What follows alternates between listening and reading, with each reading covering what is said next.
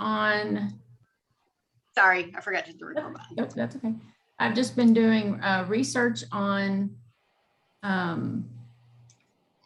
like my next post, because I can get completely it's just overwhelming on what, like what you should write, what and then I follow obviously your Facebook pages and what their kind of questions are and all the research, and if there's no search volume for it, then nobody's searching for it. And so I've never done Hrefs. And so that's going to kind of be my next thing is to do, because every time I start to think I'm like, okay, well, I only have 7 days, and I want to utilize those 7 days, and then it all just kind of, the week gets away from you, and then I'm like, well, I'm glad I didn't do it that week. So then I'm so I just need to set some time aside and really learn how to work that, because I have keywords everywhere, and that's helpful, but I really think that from what it sounds like, Ahrefs is a better tool for figuring out.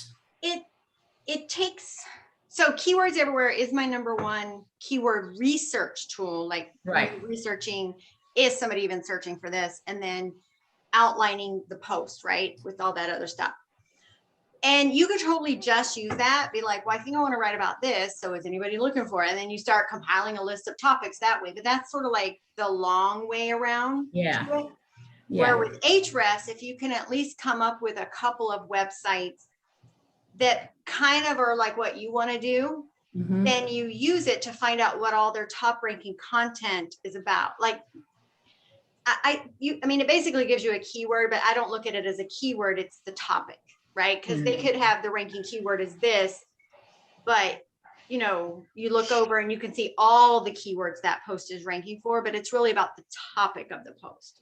Yeah. So that gives you a better, starting point for all the things you didn't think of. Because again, you're just kind of brainstorming. Well, I wonder if my person is thinking this and that. Right. So it takes the guesswork out of it. You're like, well, these are 5 sites that I know get traffic, and they basically write about kind of what I want to write about. So what are people looking for that's getting them there? And then you kind of use that to formulate your content plan. Right. Yeah, I think that's a more holistic approach than just going to Keywords Everywhere.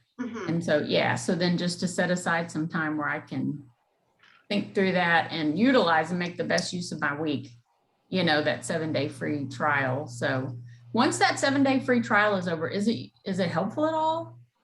Yeah. So once the trial is over, you basically,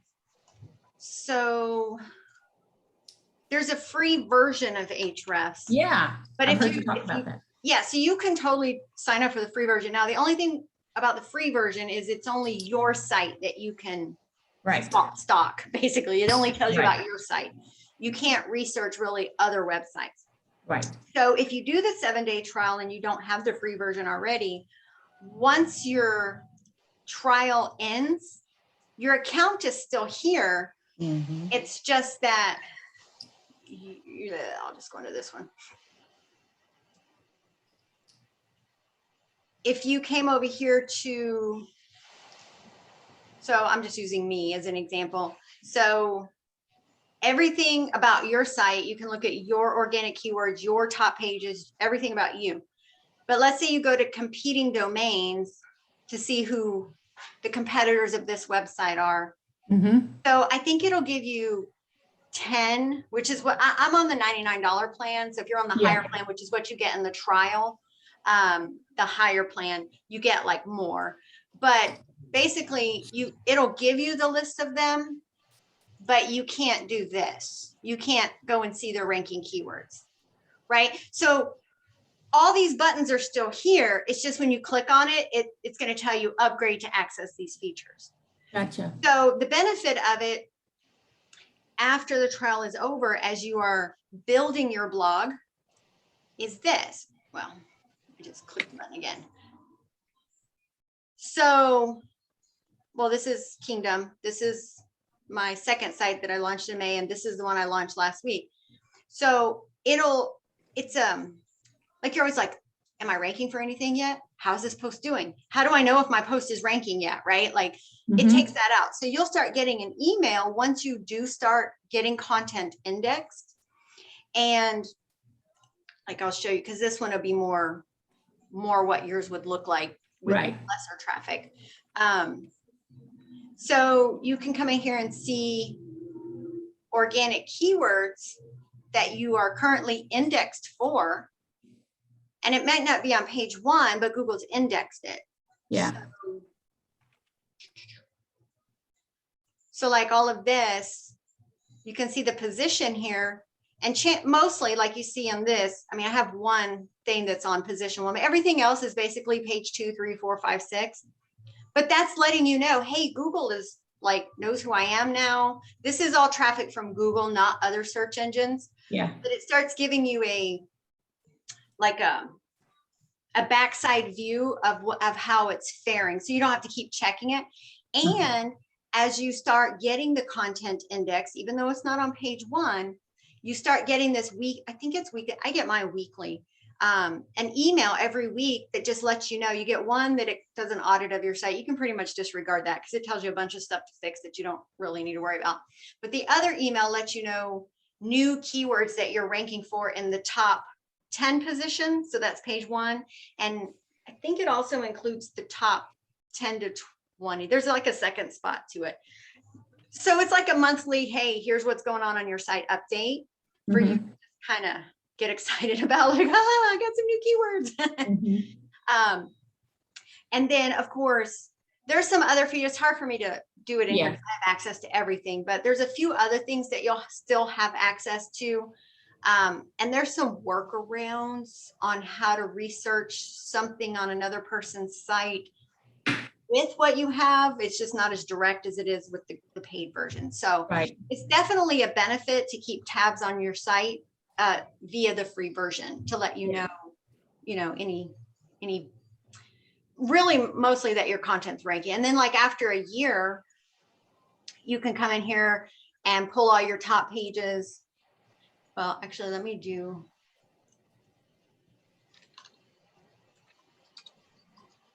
So after a year of writing, you have all this content, and then you go back. I always talk about at the end of the year, go back and, what do they call it in the spelling world? It's like a lessons learned.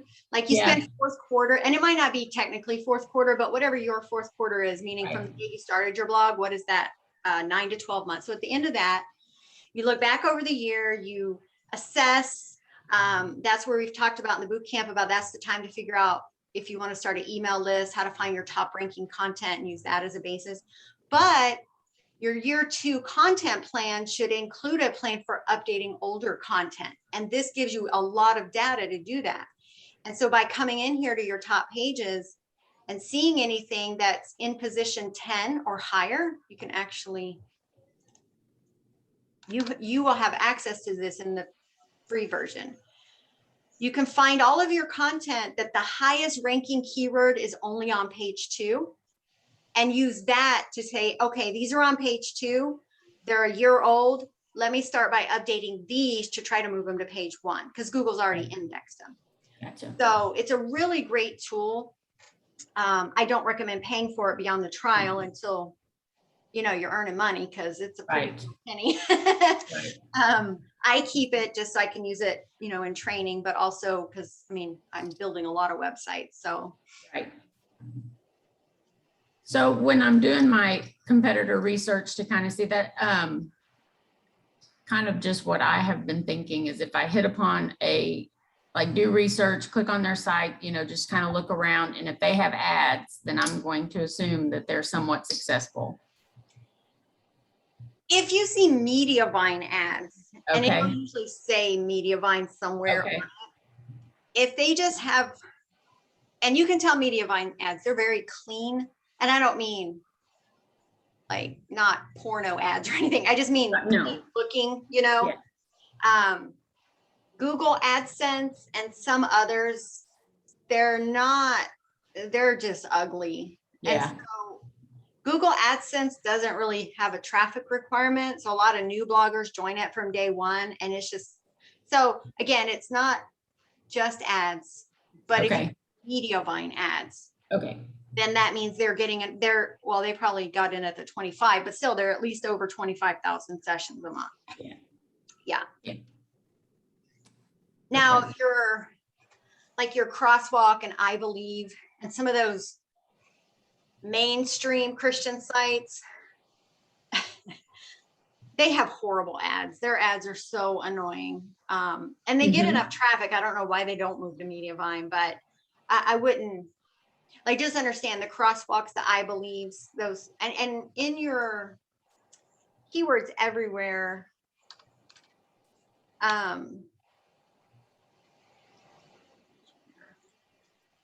So let's just, I don't know, how to be a confident woman, just because that's in my drop down. So if you have keywords everywhere installed, you should see on these, the listings, this right here. Yeah. And so you can hover that. I mean, you can look at it, but basically what that means. So this one, projecthotmess.com. I'm gonna have to check out that one. That sounds fun. So organic traffic per month to the website. The website as a whole is about 7,500 a month. So this is an up and coming blog. So this, if you saw something like this, that would be probably someone that you would look into, right? Okay. This one, 2.03 million. That's a mainstream site. That's like a site that's like Crosswalk and I Believe. You got to build up credibility to be able to outrank them. So I wouldn't put sites that have that much on. Okay. Let's see.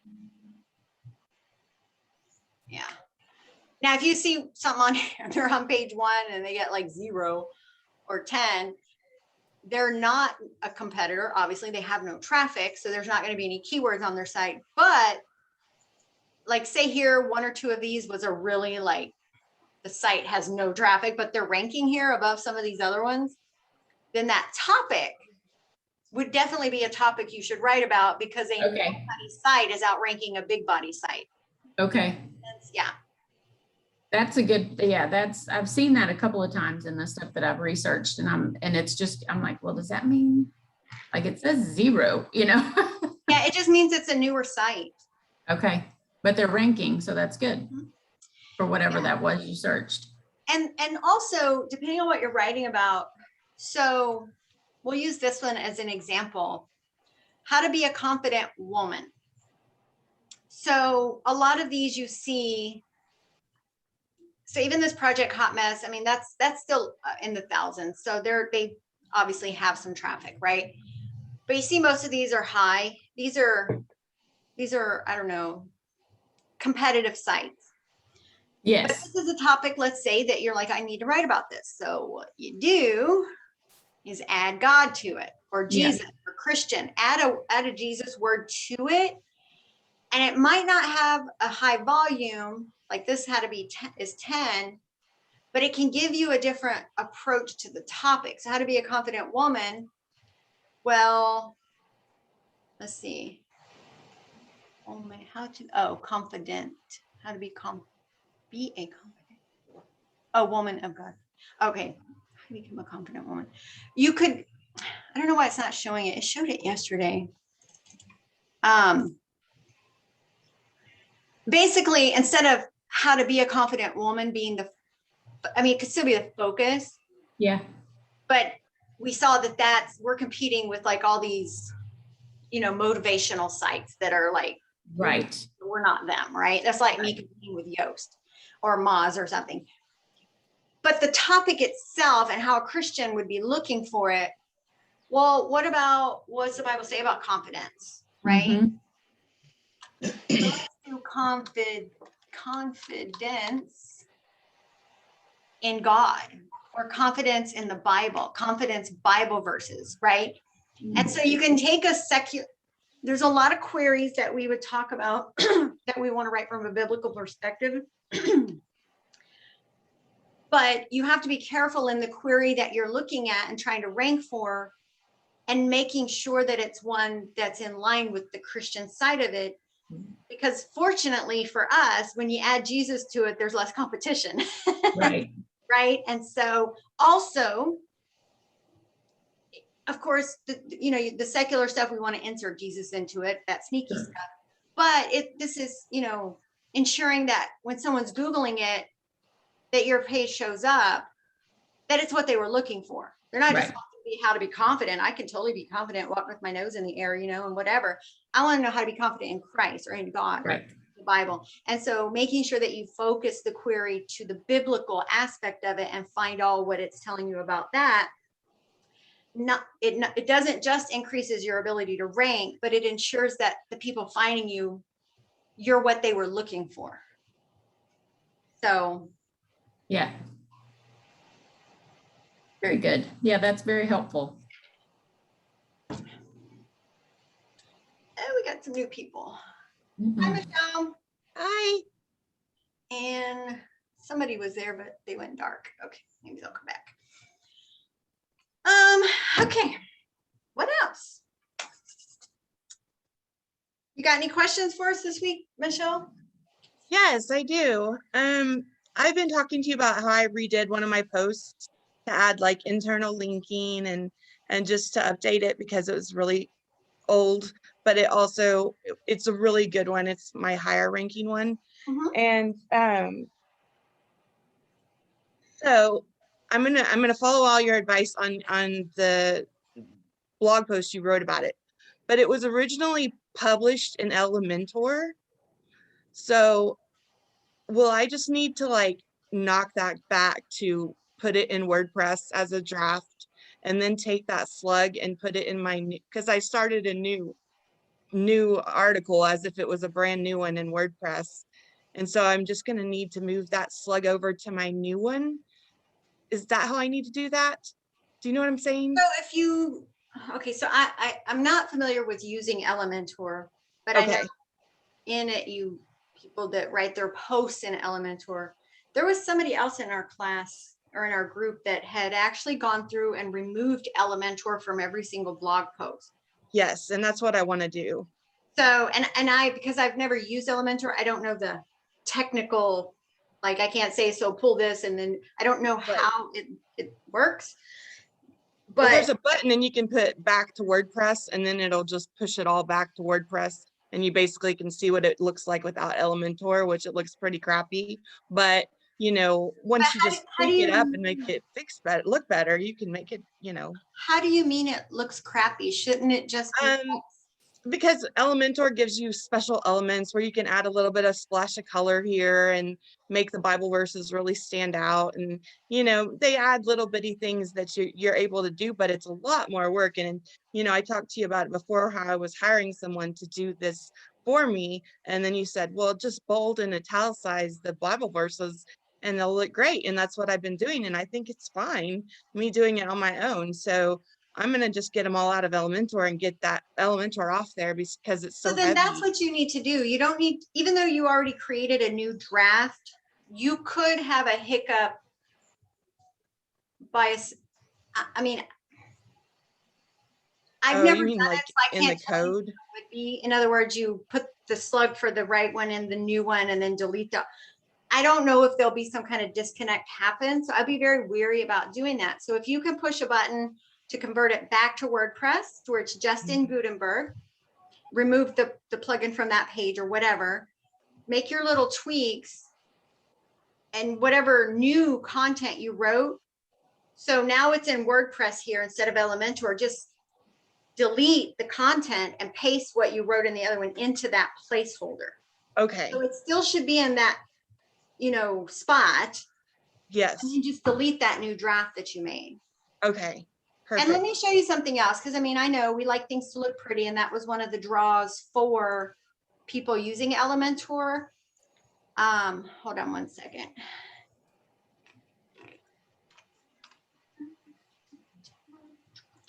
So one of the things you can do, and again, once you learn where it's at, it's really quick to do it. So I have all my drafts in here.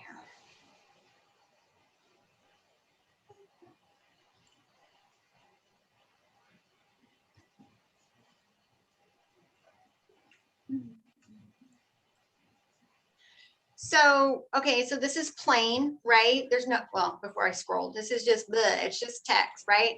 Nobody Right. likes blah. We like color. We're girls. Plus, color pops between the monotony of the black text, and that is important. Mhm. So what you do is that this is just How do this is a text block. So watch. I'm just gonna. So let's say you pasted it all in, right? And let's say this was the verse, like when you pasted your new thing in or you converted it, now it's just all text. You just go to that block because each paragraph is a block, right? Right. Go to it. I italicize verses. This isn't a verse, but let's pretend it was a verse, right? Italicize it. I center it. I make it white letters. And my color for this is boom. Now it's pretty. Do that again. Yeah, so you did it on the right or what? Yeah, I'm sorry. I forget. I go fast. I had a lot of caffeine this morning. We understand. Okay, let me go back here. Okay, so if this was your verse, this is not a verse, it's just some whatever, it says whatever. But let's pretend this was the verse, or it's a prayer, or whatever it is that you're wanting to do. So it's a paragraph block, because all of these are paragraph blocks. So I personally italicize it, right? So it stands apart. And then I center it. And then over here, so in Gutenberg, there's post and there's block. So the post, that's how you do all your like the date and the categories and all that. But each block, if you're trying to edit the block, so right now we're trying to edit this block. So you click on that, click on the block, and then the block tab right here. And so on color, because I'm using a darker background, I'm going to make the text white. And then I'm going to make the background my color, which mine is C8589T. Oh, that's so cool. Yeah, so if you're using a darker color, I would make the text white, just otherwise it's, oh, I'll get back over there.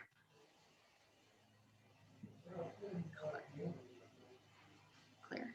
You can't see it, right? So Yeah. if you're whatever your color palette is, so like for Kingdom bloggers, it's this blue color. That's what I use on Kingdom. And on my my Bible study site, I think it's a turquoise or a green. No, it's purple. But it's such a dark color, so I make the text white. What Now- is the URL for the Bible, the prayer website? Prayforeverything.com. Okay. And that's it. And so you don't have to worry about the quote block. There are quote blocks, but some themes, they look weird. And so I They're just kind of started- plain. Yeah, and so this just adds a little color. So again, on a phone, it breaks up the monotony on the eyes of that just black text on a white background. It breaks it up. And it just pretties it up. I mean, That's awesome. yeah, I know a lot of people are like Gutenberg was kind of scary, and I admit I did not like Gutenberg in the beginning. But once you learn the little hacks, it is so easy.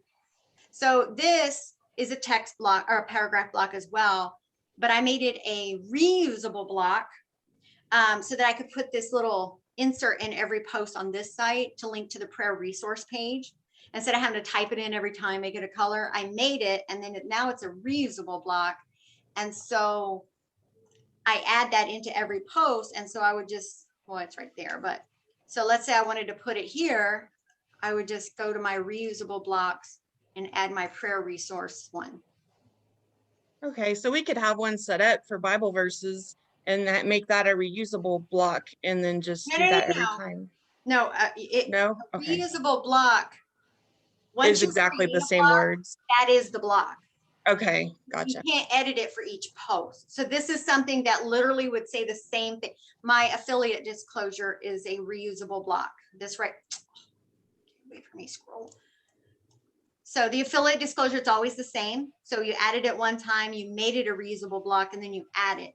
These things, every time you add it, it's going to have a different verse in it. So then it's not a reusable block. So you have to manually do this every time. But something like this one, this never changes. It's purple and it says, here's our prayer. It says, if you want our prayer resources, check this out. So it's almost like an opt-in. If you can make reusable blocks for your opt-ins. If you have a product that you sell, you create it once in a block and then make that block reusable. And that way, every time you don't have to go searching for the email code and all that stuff. You just add your reusable block. Oh, that's cool. Yeah. Thanks. Gutenberg has Yeah. a lot of really handy tools. Again, Elementor, Divi, all those page builders were before, they were BG, right? Like BC before Christ. They were before Gutenberg. Gutenberg was built as a builder, and it almost makes those other builders not necessary anymore, because this can really do more than what it, I mean, there's many, many more little cool things you can do in here, depending on, you know, whatever. But there's no need for the Elementor or Divi or any of that anymore in the individual blog post, because I mean, you can fancify it up all day long with just the blocks and the colors. Yeah. I didn't know you could do that. Yeah. And then once you, like I said, let's say, okay, so let's say I just made this right now, right? So I didn't, but so you would come here after you make it all pretty. So like here, this one, I centered it, made it white, background purple, linked it to the thing. And it's already, so I can't do it because it's already done. But basically you would click the block after you make it, whatever it's going to look like. And then you would come here to options. And you would say add to reusable blocks. And then a window pops up for you to give it a name. So like here, you go to your reusable blocks that you've already created and you can manage. So like Paulina, she's going to be a regular contributor to my new site. So I went ahead and made her a permanent reusable block, so I don't have to add her bio manually every time. Most of the people, they just write once and that's it, but she's a regular one. So she has a permanent thing. So you can manage your reusable blocks. And so like Paulina, we'll just click on hers. So if something ever changed, like say if you had an opt-in, right? One of your reusable blocks was an opt-in, but you changed and you made a new picture for it, you don't have to delete the reusable block. You just come in here and edit it. And so you would replace the picture or the code for the email code for the opt-in form, whatever. You just come into the block and edit the block, and then it applies to your whole blog, no matter where that block is. So like before, if you had like, say 3 different opt-ins and you're like, I don't know what page this opt-in is on, right? Like, you know, you put some in these posts and some in those posts and you're like, I got to go through every post and change it manually. No, you just come to the reusable block, change it there. And as soon as you hit update, then bam, it's on all of the places where you ever put it. So And where is that at? Where are the reusable blocks? Just in the post? Yeah. So basically, when you're in a post, so the first time you make something,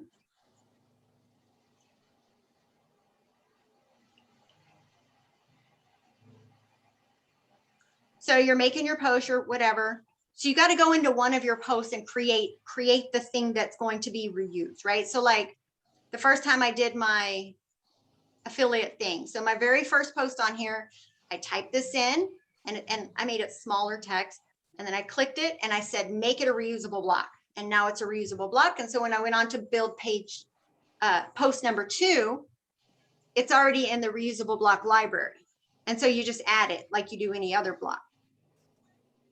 And then if you want to go find them all, right? So you need to update one of them. You just come in here to this tab.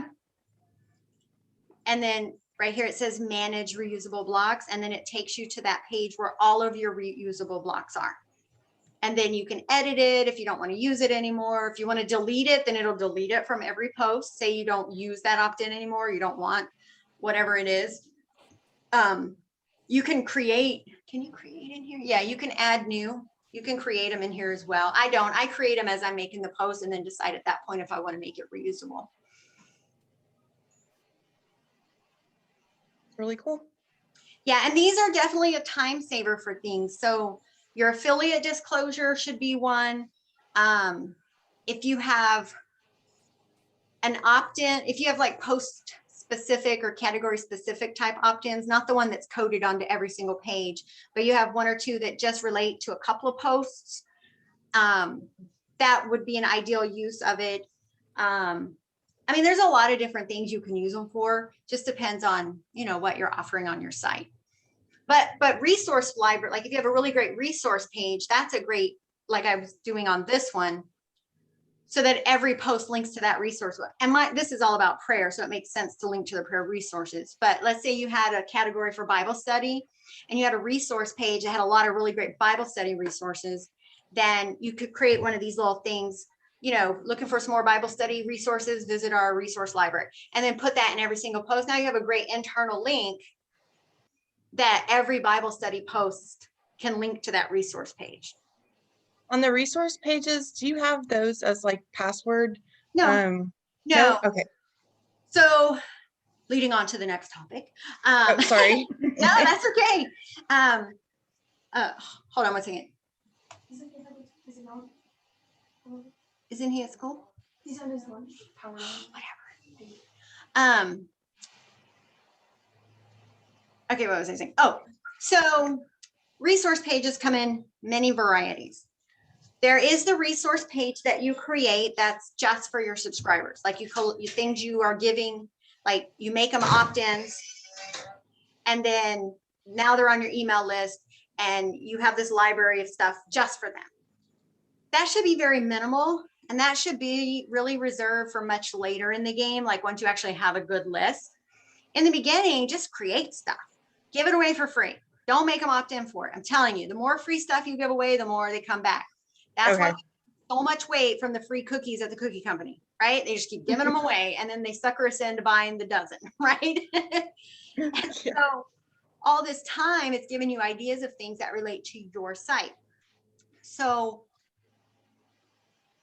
the other type of resource, and that one would, honestly, I don't even make that password protected. The only way people can get to it is if you send them a link anyway, because something you create on a page does not display anywhere on your blog unless you put a link to it. So you don't necessarily have to put a password on it. Just send them the link, right? But other types of resources that you could offer, again, relating to the ministry's purpose, your blog's purpose, there's all sorts of things. So like I have all my free printables, coloring pages, reading plans, worksheets, printable Bible verses like wall art. It doesn't have to have the word resource on it, but think of things that people are actually searching for that you would consider resource in nature. It could be a books for this, you know, list of devotion. I mean, there's just so many different things. Those type of resource pages, you should SEO them and write them in the same exact manner that you would a blog post, right? In other words, keep that one page for your subscribers, and that's cool. There's no SEO involved in that because the only way they get to it is if you send them a link. But there's many other types of resources that you can create, resource type pages, if you will. And if you're going to publish them, publish something that's going to bring you something, right? Like publish it with the intent of it being on page one because people are looking for it. And so, I mean, you have, like, I have Bible study resources on this one. We have the prayer resources. It's really just a roundup of resources all over the internet is all it is. But when you go to Google,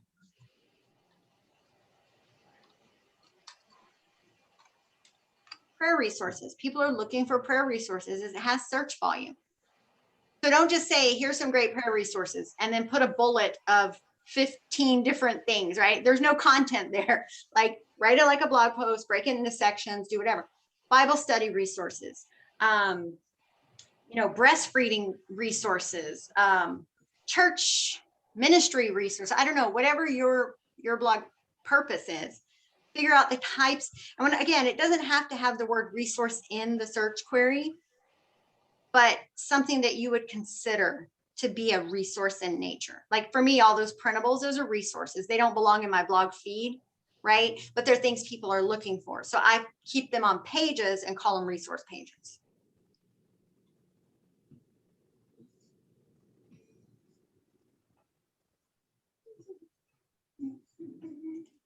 All right. And then, okay, what else? Okay, in that article, about writing a new blog post. I saw you said to resubmit it into the Google Search Console, and I've never done that with any of my blog posts. So do you have anything on that, or do you know Yeah, so do that? I'm going to show you how to do it first. You first Sorry. need to make sure you have Google Search Console and that it's connected. I have some tutorials. Yes, I do have it in WordPress, And but yeah. well, I don't- no, Google Search Console isn't in WordPress. Oh, it's not? Okay. Oh, maybe I'm thinking of Site Audit or something So else. you have Google Analytics and you have Google Search Console. It's two different websites. You should have an account Okay. for both of them. Google Analytics tracks everything. I mean, it tracks all the social media. Basically, it tracks everything about where your traffic's coming from. If it came from Pinterest, if it came from email, if it came from Facebook, if it came from another website, like somebody linked to you, it tracks literally everything. Google Search Console, on the other hand, only tracks that which comes from Google, right? But it also, and Google, you know, is the standard because that's the most popular search engine in the world, and that's why it's important. And so, but this also is the heartbeat of your website, like a health grade, if you will, that Google's kind of saying, hey, this is how your site's looking in our eyes right now. This is where you submit your sitemap for your website, which is very important. Your sitemap being submitted is basically like getting your phone number listed in the phone directory, right? And so it's very important that you submit your sitemap. Now, Google's crawlers will still find you, but they'll find you through a side window. We want them to come through the front door and crawl your site in an orderly manner, right? And so that's why we submit a sitemap. But when you go and update older content, after you've updated and hit the update button, then you just come in here at the top in this gray box and just plug in the URL for that post that you just updated. Hopefully it says URL is on Google. If not, if it's red and says, who are you? That's fine too. But either way, come over here and click the request indexing. And so if for whatever reason it wasn't indexed before, then now it's gonna be told, hey, this is here, go check it out. If it is like this, it's the crawlers come to your site constantly and they crawl all the time. What this does is put a priority notice to say, hey, while you're here, go check out this piece because it has changed and you need to check it out to decide where, if you want to move it, give it a higher grade, a lower grade, or whatever. So it just prioritizes it next time the crawlers come around. And so anytime you update content, that's what you want to do. You don't submit new posts this way because the crawlers are going to stop by anyway and see if there's something new. But updating something that's already there, you want to give them a heads up that they need to go recrawl it. And do you have a blog post on how to make sitemap and submit that to Google Console? I sure do. You do? Awesome. Okay, cool.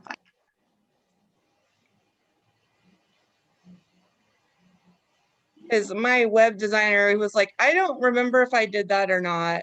I'm like, well, okay, that doesn't help me. I'm like, I need to know.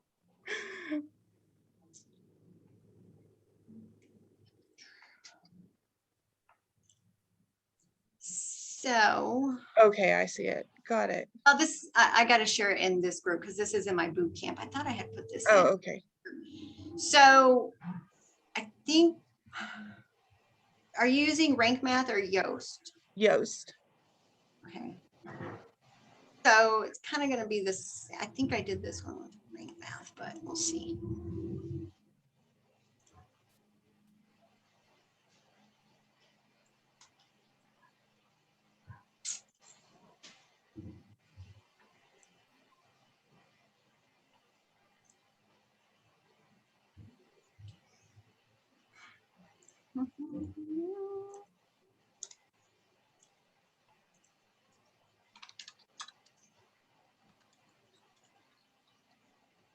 Let me see. I'm just going to see. Okay, so to submit Talking to myself. your sitemaps to Google. Okay, this one is with Yoast. Okay. Sitemap, using Yoast.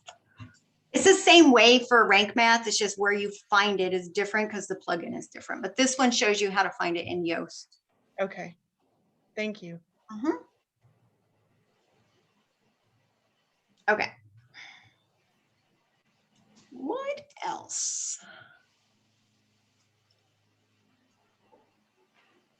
Submit. So Michelle, you said you were on Elementor and that's what I'm on. Why did you leave or why are you looking to It's leave? heavy. It's and I'm not going to use it. It's too confusing. Like I was only using it because I was paying someone to put my blog posts onto WordPress, and they wanted to use it. They felt more comfortable using Elementor, which was fine, and they looked better. I mean, they look better than they do now. But I mean, I'm making them work, and I didn't know how to do it myself. But that way, I don't have to pay someone to do it, and I can just do it myself.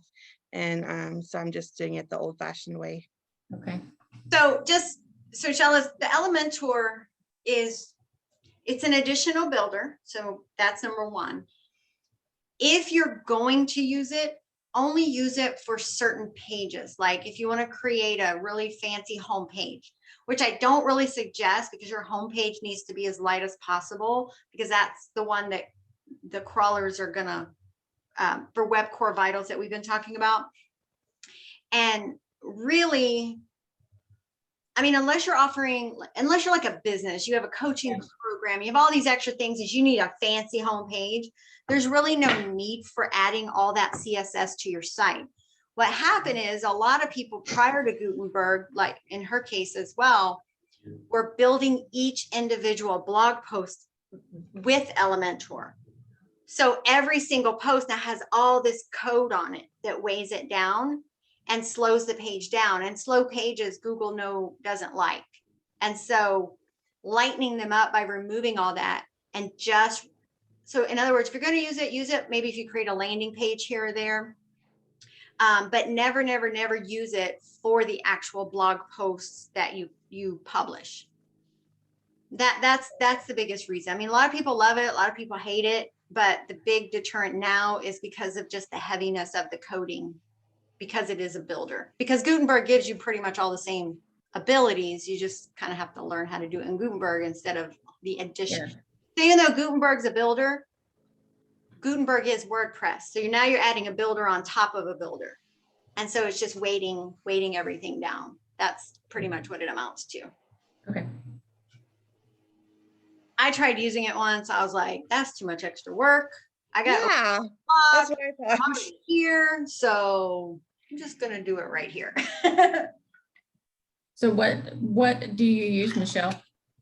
I'm just using what she's using, just writing it in WordPress. Well, I'm using Google Docs, and then I'm just copying and pasting it and putting it in WordPress. But what underlying theme do you have? Oh, I don't know. Yeah, because you can use Elementor with any theme, really, I think. Like I have Astra. You can use Elementor with Astra. I think that's what I have is Astra. I'm Okay. not positive. Because I just have the Hello theme, which is so very basic. I mean, it's when you build from the ground up, it doesn't have anything. Hello theme. Oh, that is an Elementor theme. Mhm. Yeah, you don't want to do that. Well, It's just going to be heavy. it's probably going to be heavy. I mean, it says I'm reading it here. Hold on.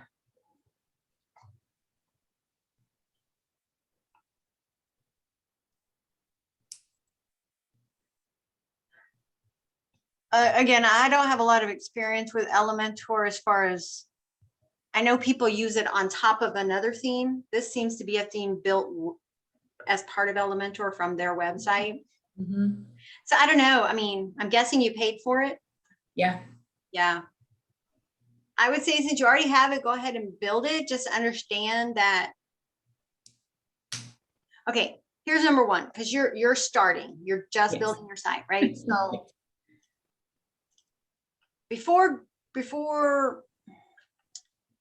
so we buy these themes and they're all fancy and they have these static pages and everything is so pretty, right? We want it to just be perfect.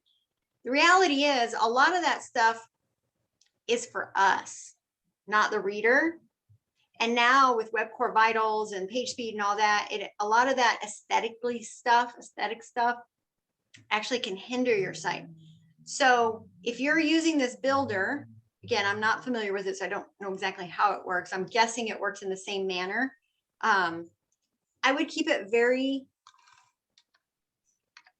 very minimal. Yeah. Right? So like, this is my homepage. My Bible study printables and Pray for Everything are both almost identical. I have a header, I have my navigation menu, and I'm just publishing posts, right? Do that until you get your content, get good, 20 posts or something. Then you can go back and do something to reorganize your homepage to make it more navigable. So mine, I have by category, right? So they can find the actual categories and what's in there. The stuff on your sidebar, I have a sidebar because Mediavine says I have to have a sidebar to use their ads. Your sidebar is only seen by people who come visit you on a desktop computer, which most of your traffic is going to come from a phone. And so making sure it's optimized for mobile, none of this stuff gets seen by anybody, right? And so you see sites that have all the fancy and the sliders and all that on their homepage. That doesn't do anything for the reader except make it take longer for them to actually get to a blog post, right? From your homepage, like that's the front door. Get them to the content as quickly and simply as possible. Okay. And so keeping that in mind as you're building it with Elementor, the more spots and stuff that you add, every one of those is code. And so just streamlining it. Again, you may be like, oh, I wish it looked a little prettier. Your readers aren't here. I mean, yes, you want colors that look nice and stuff, but the whole layout of that really is not, in the bigger scheme of things, it's making sure the crawlers and Google are satisfied with the layout, because that's what's giving you the grade to determine if they're going to let you be on page 1 or not. I mean, ultimately. So just the minimalist approach is actually much better, which is way different than what we used to do even a couple of years ago. So Okay. yeah, these, when I switched to Astra for Kingdom Bloggers, I already had a theme in place, so it kind of overwrote what was already there. But with the Pray and Bible study site, I literally had to build it from the ground. It was like blank. And it's like, okay, I need a header and I needed this and I needed that. Well, that's what you had to do with Hello too. I mean, it came with nothing, like it. Yeah. So that's what and that's why I did, because I was like, well, we need to go for lightweight. I do know that. All the, the small amount I do know, it needed to be lightweight. And that's what, and that's why I went with that. Plus and I don't know, I think their Hello theme is actually free, but you pay for their support, and you know what I'm saying? You pay for the support versus. So basically, once you lay it out, then that's just the design. So when you go in to add new blog posts, like write a new post, you say add new. I know you have the button to open it in Elementor and start correcting it there. Don't do that. Just write it in the Gutenberg template, which is not a template, it's just a blank page. Okay. So what I recommend people who are new to Gutenberg, especially, and even if you've been doing it for a while, it's still much simpler. Type your content onto a Word doc first. That's what I do, yeah. The way it's supposed, your outline, everything, your short paragraphs, 1 to 2 sentences, no long paragraphs. And then copy the whole thing into one paragraph block. And when you copy it, it automatically makes blocks out of every single paragraph. Then go in and add your images, tweak your color. Like if you're going to do verses, the verses are already in there, but they're in a paragraph block. So just, make them like I was showing you with the italicize and all of that. Yeah. That's much easier than, because when you're first doing it, it's very confusing when you're typing, you hit enter and it goes down and you're like, I didn't want to go down. I just wanted, and right. so doing it outside and paste it again seems to save a little bit of time and make it less of a hassle. Okay. How do you know what theme you have? Go to your appearance theme. Okay. And Okay. You'll have all the free ones that came installed with WordPress. I deleted all of mine, so they're not here. And so the one right here that's active is what your theme will be. Okay. Okay. Thanks. Mm-hmm.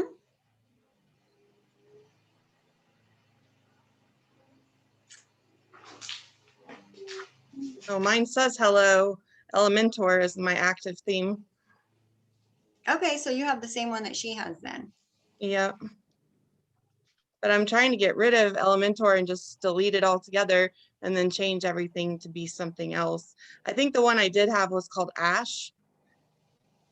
I've heard a few people using that. I don't really know anything about it to know if it's lightweight or not. I know Astra Pro and Cadence are really good for page speed, loading speed. They're builders somewhat, but like I said, with Astra, it's you build each section. Now, if you already have a regular theme, when you install it over, it'll kind of adhere to the places that are already there. And then you gotta kind of do some fine tweaking to it, which is what I had to do. I had to do mine in a staging site before I made it live because I mean, my site gets a lot of traffic and I didn't want to mess anything up. And it took me a few days to tweak everything. But if you're building it from the ground up, it can take a little longer just because you got to visualize kind of how you want it to look. But like the pray site, so I did the Bible study one and then I was like, oh, that was easy. Okay. Cause I was learning, right? So then when I launched the pray one last week, it probably took me 30 minutes to get the whole thing set up. And then I was all ready to start publishing. I did all my legal pages and all that. And then I started copying, pasting all the drafts that I had saved up. And I've got like 10 published since last week. So in less than a week, I built the site and published 10 blog posts. Now, I didn't write those, but other people wrote them. But I'm saying it was just really easy with Astra to get it going. And do you have to pay for that theme? Yeah, so Astra Pro, I think is $47 a year. Okay. Astra is free, but the Pro feature, you pay for the Pro version, which gives you the ability to really customize your fonts, certain, which funny story. So I bought it, right? Well, I'm like, man, this thing sucks. I can't do anything with it. I paid all that money. It was like $47. Like it doesn't do anything. So I reinstalled the old theme. Then a day later, I was like, well, I paid for it. I should probably. So I was like, don't be a guy, go read the instructions, right? So I went to their website and they have amazing tutorials, the best theme I've ever used as far as there's tutorials for every single thing you need to. It literally walks you from start to finish. And then I was like, oh, I just needed to activate it. They were there, but they weren't visible because I didn't activate it in the extra plugin that came with it. And once I did, I was like, ah. And so, yeah, don't be a guy. Read the instructions. I was so mad too. I was like, stop spending money on stuff that you don't know what you're doing. And then they're like, okay, read the directions. Well, I'm in Well, the you- middle of migrating from one host to the other, so they're going to have a staging site for a while. So it would be the perfect time for me to switch themes. Yeah, the staging site is great. You can get it all aligned how you want it. Like I said, it took me about a week for the first, and only because Kingdom Bloggers had so many different things that I had to tweak on it because the site's been around so long. But and 3 of those days I gave up. So I mean, I guess technically it took like 2 or 3 days. And then they just overwrite it. And I mean, it was just like that. It was done. So I'm very happy. And with the Astra Pro theme now, I know how to use it. And the ability, because I can use it for every single website. You don't pay. Like if you're going to build other websites at some point, you can just keep using it and every site will look different, even though it's all the same theme.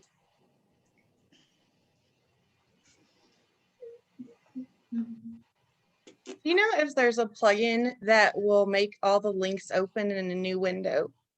Or do you have to manually go in and do it every time? I use Rank Math, and I don't know if Yoast has that feature. Let me see. Hold on. I don't do that because I want my internal links to open sometimes in the same window. I'm testing out different things, but let me see if Rank Math.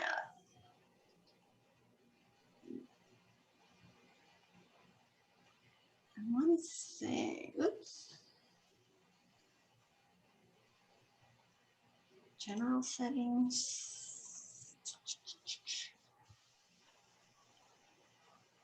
Yeah, open external links. Yeah, if you switch over to Rank Math, which is totally free. I love Rank Math. It doesn't help you rank.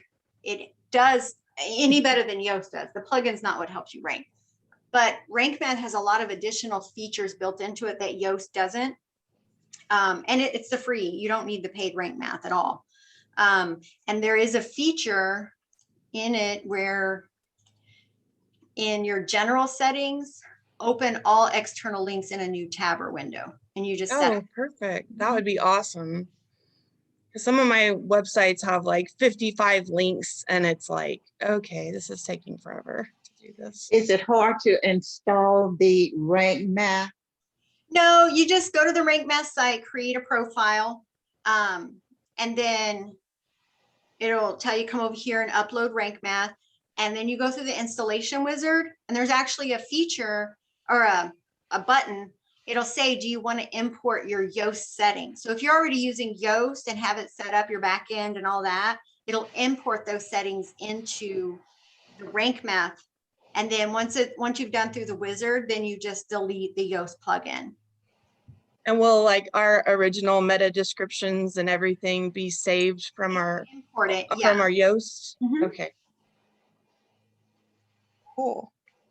You know, I am about creating new things, you know, I get kind of, Yeah, no, the transition, because I used to use Yoast, and then when Rank Math, I was like, well, I guess I better figure out how this works because people are going to be asking me about it. And again, which one is better for SEO? Neither. The plugin does not help you rank. Getting a green light on a post does not mean you're going to rank. I have plenty of failing grades that are on page 1 sending me lots of traffic. But the plugins, one, help with the back end, getting those things in the title tags for the Google crawlers to see stuff we can't see. It inserts it in places. But I like it because it has redirection built into it. There's just a lot of extra features, things that you would in Yoast, you have to, like with Yoast, you have to use a redirection plugin. So that's another plugin to add to your site. Yeah, and I have done that. So that would be awesome. Yeah. So if you change the slug, it'll automatically redirect it. I mean, so again, it's not about being better for SEO. There's just a lot of additional features built into the Rank Math that Yoast wants to charge you for with their premium. Do not ever pay for Yoast premium. It is a total ripoff. And they do have a paid version of Rank Math. I still haven't figured out why, because anything you need as a blogger is built into the free version.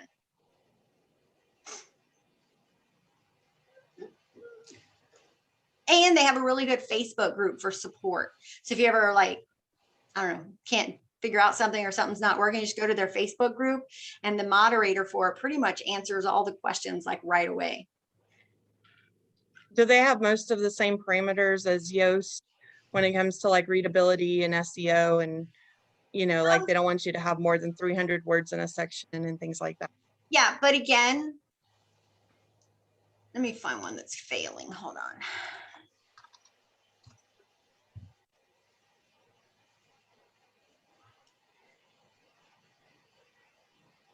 There we go. 4 powerful examples of giving thanks to God. It's got a 39.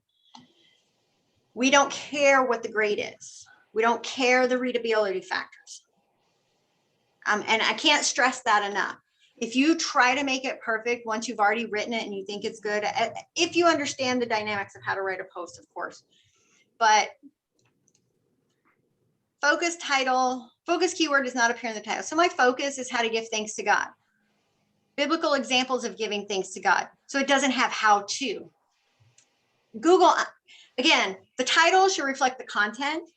Your keyword itself, the entirety of the keyword doesn't have to be in the title, but Yoast and Rank Math both will dock you a point for it, right? Focus keyword not found in your slug, the meta description. Well, what does my meta description say? Giving thanks to God. So I still have thanks to God. I just don't have how to give thanks to God, right? Well, you have giving thanks, which is what you have in your title, but then it says over there how to give thanks to God. So yeah, it's silly. Yeah, so that's what I'm saying. How to give thanks to God is just what I put in here. Now, I could totally come in here and change this to just thanks to God, and I'd get a green just like that. Does it impact my rankability in any way? No, it doesn't. Google reads the content. That's why it's important to use variables of your keyword. Thankful to God, giving thanks to God, being thankful to God. That's all the same thing. It's said different ways. And so if you say all those variables in your content and not say the main word over and over and over, it actually sounds better, but you're going to get a failing grade. Focus keyword doesn't appear in the beginning of your content. Again, a variation of it does, but not the one I put in the box. So readability, well, the readability is stupid. Your type, it'll say, like, I have a number and I have a power word in this one, but sometimes neither of those would make sense or is appropriate for the title, right? But it's still going to give you a red mark if you don't have it, right? I got short. Now, these, I mean, again, learn the dynamics of what are the elements of how to write a good post, the variables, the related keywords. You're focusing on a query, not a keyword, right? A query can be written 10 different ways. How to show gratitude to God, how to show thanks to God, how to be grateful to God. That's all the same thing. The person's looking for the same thing. You want to rank for all of those. How you rank for all of those is to have all of those in the content, right? It does not matter what you put in this block right here, but what you put in this block will determine all these red and greens. And so just tell the color light to go fly a kite. Don't, I mean, as long as you know that it's red and proper grammar and things like that. I mean, everything your English teacher taught you, forget it. That's just not how internet writing works, but that's the foundation of what these tools tell you. And a lot of times, have you ever read someone's blog post and you're like, oh my gosh, they're totally trying to rank for this keyword because they literally say it in every other paragraph, right? You've read that, right? It's because they're trying to make the green light happy. And then the post sounds dumb, right? I mean, it does. It's like, okay, I get it. Instead, you switch out that with the variables to make it sound more natural. That makes for a good post. Now, on the readability, one of the things is short sentences. So you see so each block, 1 to 2 sentences. And then, so in English class, we're taught don't start a new paragraph unless you have a new concept, right? Right. Mm-hmm. That's not how we do it on the internet. It needs to be short because, again, our eyes mainly, especially if you're reading it from here, but our eyes and the blue light, which is the light inside the computer, we don't see it as blue, but it can fatigue our eyes. And so black letters on that white background just becomes this monotonous. And so you need to break it up every few. So if you have a long paragraph, just go through and about every second, like 1 or 2 sentences, hit enter, 1 or 2 sentences, hit enter, even in a prayer. So I have several prayers. Well, this site is all about prayer. So every post has a prayer. Let's see. I know she put some big prayers in this one.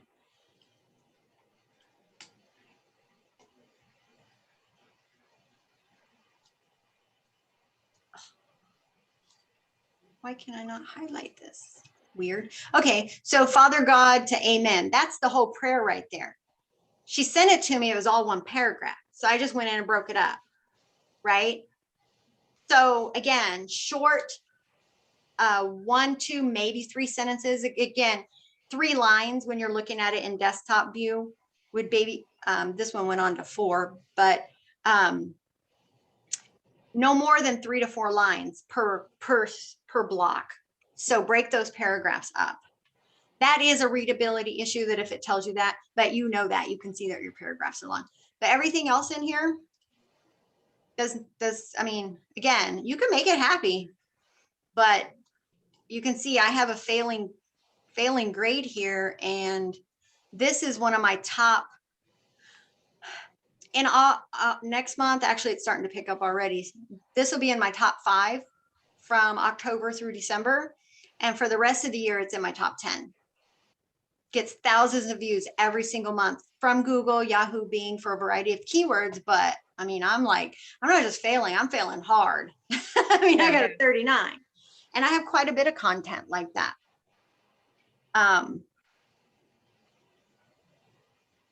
So anyway, But yes, it does have the same stuff that Yoast has in that sense, but we don't pay attention to it. That's basically how I approach it. But it can be helpful a little bit, you know, some of it. Well, and that's why I tell everyone, like when they go through my class, well, and in just general, write, like learn the elements of a post, like do your outline, do your research for your variables related, that people also ask questions, all that, put it into outline, write your content. If it looks good and you think it's what it should be, it's answering the search query, paste it into, in other words, write it outside of WordPress, right? Because if you're writing it without that light telling you stuff every 5 seconds, then you're more likely to continue writing it. Then you paste it in.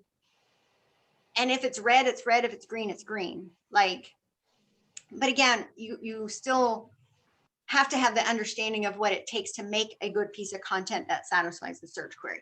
Once you understand that, you don't really need these warning signs to tell you you did it wrong, because a lot of things it's telling you are not relevant to, I mean, it's relevant to the grammar teacher, but it's not relevant to the piece of content making it to page 1. It has no bearing on it whatsoever. Is there a penalty when you go in? A lot of times, I kind of read my contents, and I read it before I publish it. And then when after I publish it and go in and just read, and you find a misspelled word, and you go back in there and correct that. It's not a penalty or anything on that, is it? No, I publish stuff and then I'll share it with someone, like these pray posts. I'm sending, as soon as I hit publish, I send the link to the person who wrote it. And a couple of them have already, like, they'll send me back a screenshot. Here's a typo, because I get going so fast that I'll overlook something. Right. I just go right back in and fix it and hit update. Yeah. Okay.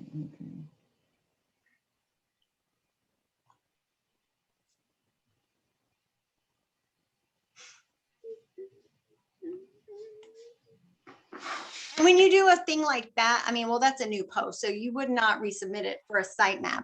But let's say you updated an older post, and after you hit update and after you resubmitted not the sitemap, that you resubmitted the URL to crawl, and then tomorrow you shared it with your email list or something, and somebody sent you a thing and say, hey, there's a misspelling or there's something wrong with it. You go in and fix it, just fix it and hit update. There's no need to resubmit it to the crawlers. They probably haven't even been by yet, but just making small fixes to the update you just did, just submit it the one time for recrawling.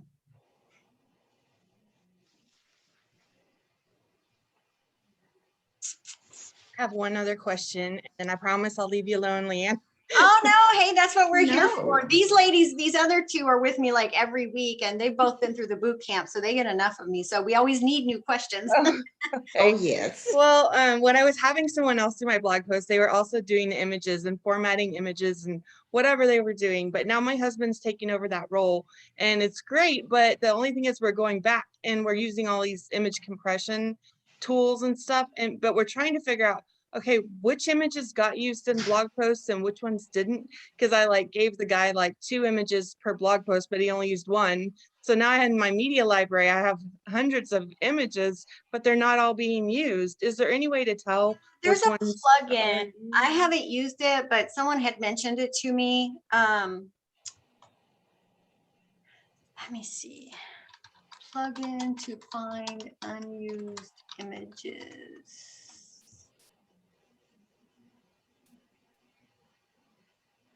Media Cleaner, I think was what it was called. The thing you have to be careful with when you do it, because in your media library, there's a setting that you can delete unused images. Don't do that, because there's 2 ways to add an image, right? You're in the post, you're writing it, and you hit add image, and you can upload or go to media library. And in the media library, then you can click the upload button. If you do it literally in the media library, then it is looking at it as though it's assigned to a post. If you just upload it, it's there, but it's weird. I don't know why they did this. So don't do that. But this plugin is supposed to, again, I have not used it, but a few people said they have used it, is supposed to go through and find all of the posts, or I'm sorry, all of the images that are not currently somewhere other than the media library. In other words, they're not technically in a post anywhere. So you could try that. I think it's called Media Cleaner. Okay.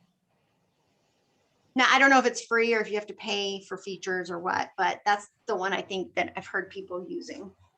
Okay, that will help me save a lot of time because I wasn't sure how to look at each one and then figure out which version of which picture was or not. And yeah. Yeah, and so what are you using for image compression? You said all these image compression tools. Imagery or something. Imagify? Yeah, that. Okay. Yeah, that one should be okay. I've not used it. I use Short Pixel, but Short Pixel. Yeah, I think I have that downloaded too, but I don't think I'm using it. yeah, you get like 100 free optimizations with their free plan. And then it's like $3.99 a month for, I have the $3.99 a month plan with all my content. So, and it does the entire library. And then as you add new images, it does that. So if you go and you update older posts, and while you're in it, you decide to replace the image that's there. So let me.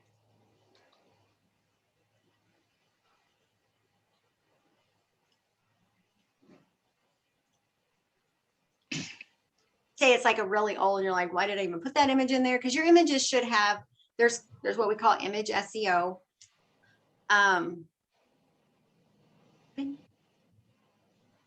But let's say you just wanted to replace it altogether, or maybe it was a PNG before and you want to make it a JPEG, whatever. So this is what's here. And let's say I wanted to replace this. I don't, because I just replaced it. But so you click on it, you click replace, go to the library, and it's highlighted here. So you delete it.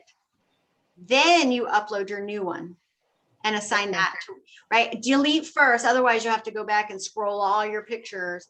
This is why I've found that it's easy because each image you assign it to, like most of us don't use the same image on multiple posts. Like you find one that relates to that post. So when I upload these, now I didn't do this one for some reason, but let's say I was like this one, Happy Halloween. Christian Halloween decorations that say Happy Halloween. You need to describe the image for one. But let's say I was looking for an image from an older post because I didn't delete it right away and I went ahead and uploaded the new one. Now I got to go find it. You could just come here, type in your keyword, and anything that had to do with Halloween or has Halloween in the description, the alt text or anything, you can find it that way. And then you can go to it and delete it. But if you make all yours with words, do you make them like in Canva? Yeah, I make everything in Canva. For my Okay. featured image, I don't put words. The only thing I put words on are my Pinterest image. And then of course, if I make, in here, if I make these kind of things. Like those, yeah. How do you make those in Canva? Yeah, this is like an Instagram size. Okay. I keep the templates and then I just open it up for each new post. Oh, okay. Because I'm doing these images on all my Pray posts. So let me close this. So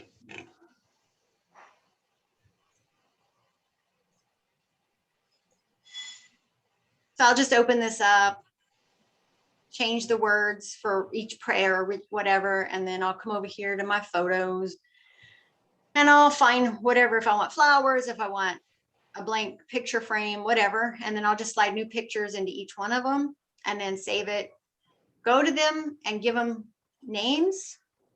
So the file name would be, for instance, Whatever the blog post is going to be about. well, these, yes, but it's more about the specific keyword that people would be looking for it.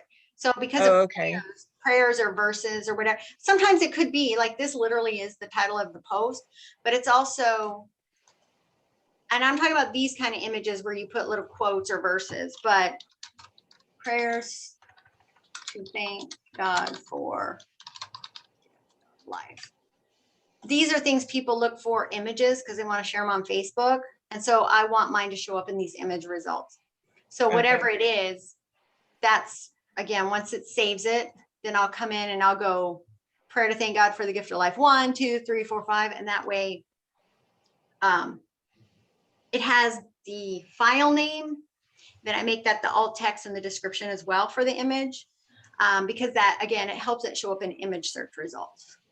And do you get the images like from Ivory Mix or some free stock photos? If you have Canva Pro, they have a ton of stuff. I have a subscription. Yeah, I have Canva Pro. Yeah, I have Adobe stock, which is really expensive. And there's a whole long story about why I can't just cancel it. Oh, Well, how it ended up that I got it in the first place was a mistake, but then I have all these credits and I was going to cancel because I have all these credits. And they're like, well, if you cancel today, you'll lose all your credits. I'm like, but I've been paying you for a year.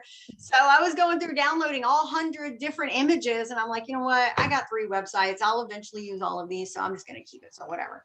But no, a lot of, I mean, Canva Pro has, let's see, blank picture.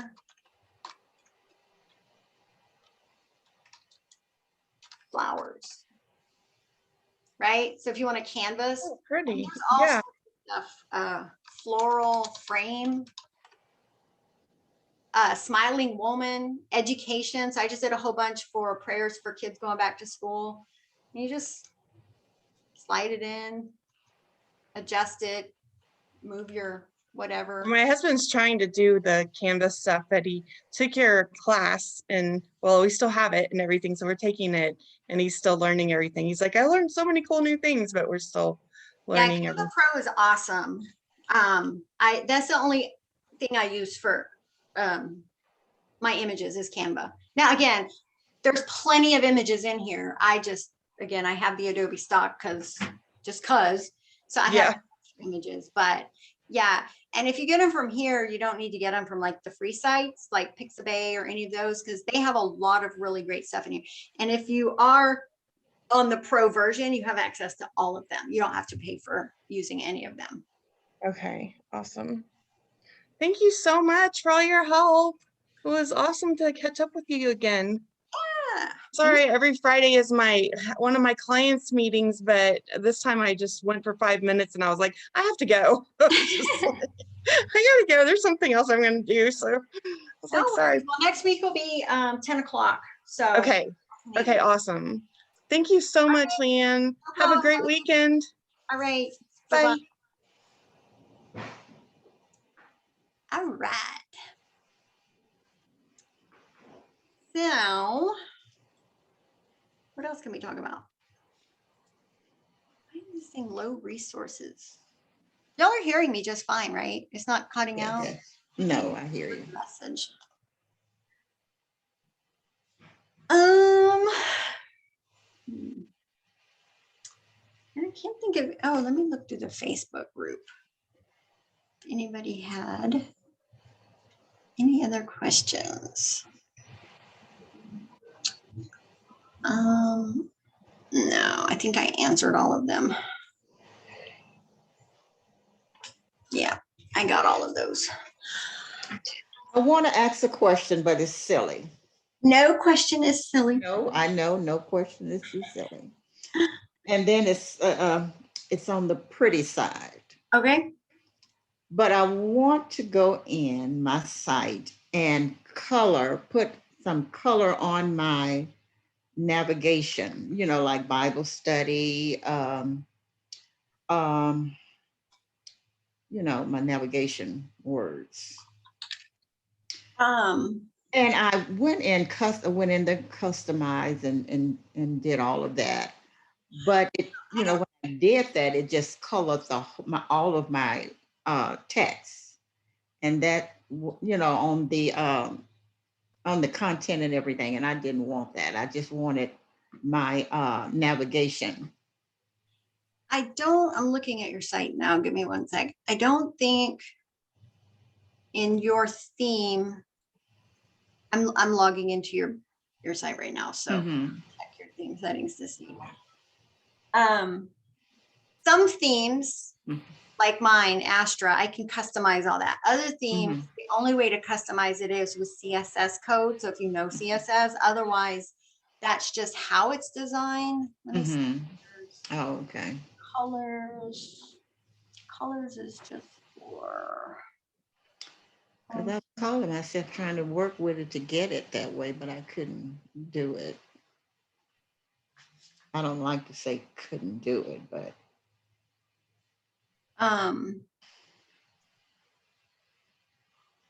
Background, main text, text, background. Homepage, title. Yeah. The only way you could do it is with CSS code, but honestly, I mean, I think it looks fine just the way it is. Like, yeah, but you know, sometimes I want more color. yeah, I think the only way that you would be able to do it is with CSS code, because that's not one of the options for customizing in your custom. Oh, Yeah. okay. Yeah. All right. Unfortunately, that's why I love the Astra theme, because literally you can change everything on it. Not saying you Right. go get the Astra theme, but yeah, it's just some themes are built that way. I mean, it can be changed, but you have to know coding to go in there and edit the CSS. Mm-hmm. You could reach out to Lonnie. She's their tech support. Right. And basically you would take a screenshot and say, I want the background of the navigation menu to be, and then the color code. And then I want the text, the links to be white or whatever. And then she could probably send you the code for it. That would really be the only way you could do it. Okay. Thank you so much.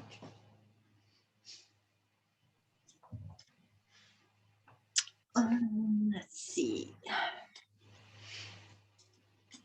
Well, that's about all I got this week, guys. Not that that wasn't a lot. That was a lot. No, it was great. It was great. Always is. So Yep. Kind of a funny story. I have somebody will be like, hey, could we Zoom, like someone for my membership? And I'm like, okay, you know what that means, right? And basically it's, and if you spend any time with me, you're going to leave with homework.